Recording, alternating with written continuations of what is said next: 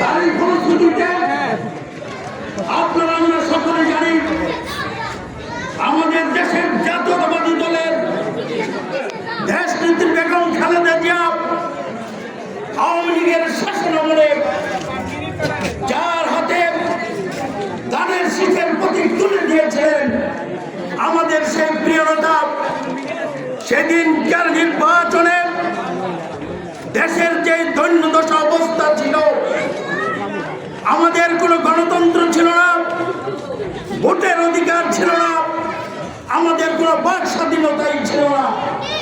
তার মধ্যেও সে সময় মাত্র 1 ঘন্টার ভোট মানুষে দিতে পেরেছিল।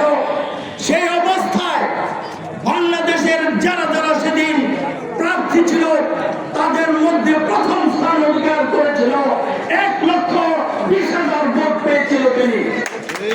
আজকে আমরা এই অনুষ্ঠান থেকে আবারও আগামী দিনের নির্বাচনে আমরা এদেশের অন্তর্বর্তীকালীন যে সরকার আছে এই সরকারের কাছে দ্রুত নির্বাচনের আহ্বান জানাই। আজকে যে আমাদের নেতা জাতীয়তাবাদী দলের ভারপ্রাপ্ত চেয়ারম্যান জনাব তারেক রহমান যে 31 দশম কাঠামো আমাদের মধ্যে